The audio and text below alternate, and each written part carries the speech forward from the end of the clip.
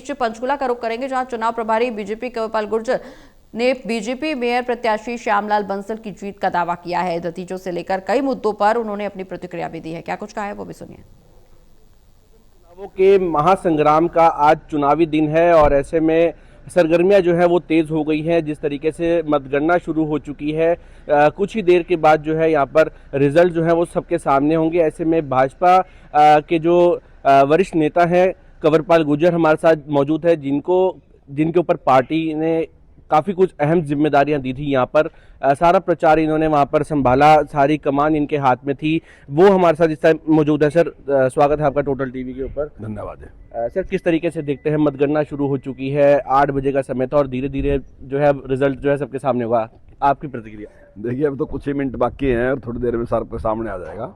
लेकिन मेरा ऐसा विश्वास है कि हमारी जो मेयर के प्रत्याशी हैं श्यामलाल बंसल जी, वो बड़े मार्जिन के साथ जीतेंगे और हमारे मैक्सिमम जो पार्षद हैं वो भी चुनाव जीतेंगे। सर, चुनावी सरगर्मी क्योंकि हमने देखा बयानबाजी लगातार हुई, पंचकूला एक हॉट सीट मानी जाती है, चंडीगढ़ के साथ लगती है और एक अहम रोल रहता है पंचकूला का। किस तरीके से पूरा चुनाव आपने वहाँ पर संभाला और क्या फिलहाल परिस्थितियाँ जो है वहाँ पर रही आपकी? देखिए, सबसे अच्छी बात तो ये है कि जब हमने श्यामलाल बंसल जी का टिकट डिक्लेयर किया, हमारे पास 20 कैंडिडेट थे। श्यामलाल जी ने तो कैंडिडेट के लिए अप्लाई नहीं किया था, लेकिन मज़े की बात यह है कि सब के सब कैंडिडेट अगले दिन ही स्टेज पे थे साथ उनके। किसी ने कोई भी मतलब नाराज़गी, कोई गुटबाजी या असंतुष्टता किसी ने व्यक्ति नहीं की। तो मैं समझता हूँ मेरे लिए तो बड़ा आसान काम है क्योंकि ये तो बड़ी मुश्किल काम था। तो सबसे बड़ी खुशी की बात तो यह है कि सारे कार्यकर्ता एकदम एकजुट हो गए और सबने मिलकर काम किया। पार्षदों के मामले में हमारा ठीक रहा है। ज़्यादातर पार्षदों के मामले में कोई इस प्रकार की कहीं 1-2 जगह कहीं थोड़ी प्रॉब्लम आई, तो बाद में माननीय मुख्यमंत्री जी के आशीर्वाद से, प्रदेश अध्यक्ष के आशीर्वाद से उन लोगों ने भी अपने नाम वापस ले लिए और चाहे थोड़ा देर से लिए उन्हें, लेकिन वापस ले लिए। उन्होंने कहा कि देखिए, हम बीजेपी नहीं छोड़ना चाहते और हम बीजेपी के साथ ही काम करेंगे। ये हमारा सौभाग्य है कि ये सारा कुछ जिस प्रकार से कार्यकर्ताओं ने पार्टी के प्रति विश्वास व्यक्त किया और सब ने मिल के काम किया। सुधा भारद्वाज जो कांग्रेस के उम्मीदवार थी, उनको किस तरीके से देखते हैं? देखिए, उन्हें अच्छा प्रयास किया और पर लेकिन मैं समझता हूँ उनकी पार्टी जो है, उनकी पार्टी ने कुछ प्रेस कॉन्फ्रेंस के अलावा शायद कोई मदद उनकी की नहीं है। सिर्फ प्रेस कॉन्फ्रेंस ही की उन्होंने वहाँ। मुझे कहीं दिखाई नहीं दिए कोई भी बड़ा लीडर ने कहा, कोई जनसभा करता मुझे दिखाई नहीं दिया। अगर की और मुझे पता ना, वो बात दूसरी है, लेकिन मेरी नॉलेज में ऐसा कुछ नहीं है कि कोई उन्होंने। मुख्यमंत्री जी ने भी खुद वहाँ पर कमान संभाली, कम से कम 6 से ज़्यादा बार वो पंचकूला पहुँचे श्यामलाल बंसल जी के लिए और अन्य पार्षदों के लिए। देखिए, बस ऐसा है कि हमारे मुख्यमंत्री जी बहुत ही विनम्र व्यक्ति हैं।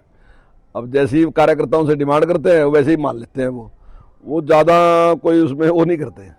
तो जैसे जैसे हमारे लोगों की डिमांड थी कि नहीं जी आप आने चाहिए, नहीं जी आप आने चाहिए, तो क्योंकि नज़दीक था तो उन कई प्रोग्राम वहाँ पे किए और उनकी लोकप्रियता अपने आप में एक मतलब मिसाल है। लोग उनके बहुत पसंद करते हैं, कार्यकर्ता पसंद करते हैं, लोग भी पसंद करते हैं, तो उसका लाभ मिलेगा। चुनाव की अगर बात करें तो चुनाव में जो वादे जनता से किए, अगर पार्टी कैंडिडेट यहाँ पर जीतता है, पार्षद जीतते, तो क्या रोड मैप रहेगा, किस तरीके से उन घोषणाओं को जो है इम्प्लीमेंट यहाँ पर करेगी? देखिए, एक टाइम था देश में कि जो घोषणाएं होती थी उनसे कोई लेना देना नहीं होता था। आपने घोषणा पत्र जारी कर दिया, लेकिन बाद में ना ही घोषणा पत्र लोगों ने पढ़ा और ना ही घोषणा पत्र जिन्होंने घोषणा पत्र जारी कराया ना ही उन्होंने पढ़ा।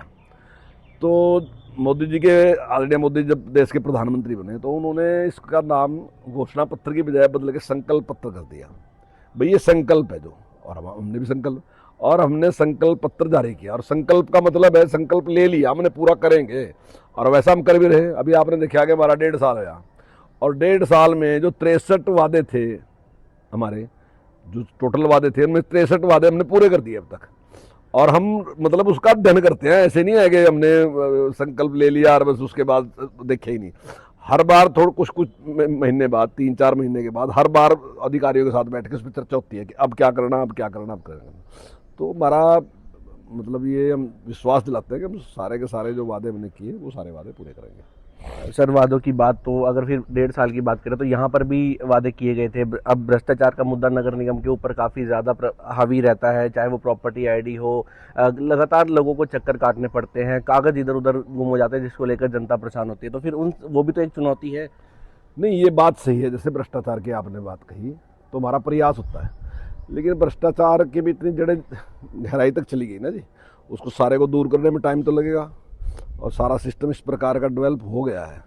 तो लेकिन हमारा पूरा प्रयास है कि जो प्रॉपर्टी आईडी है दूसरे हैं उसमें काफ़ी कुछ तो हमने काफ़ी कुछ कर लिया, मतलब ऐसा नहीं है कि उसमें 75% से ज़्यादा काम हमने कर लिया। अब उसमें कोई दिक्कतें इतनी आ नहीं रही, लेकिन फिर भी मैं ये नहीं कहूँगा कि बिल्कुल दिक्कत नहीं है थोड़ी दिक्कतें।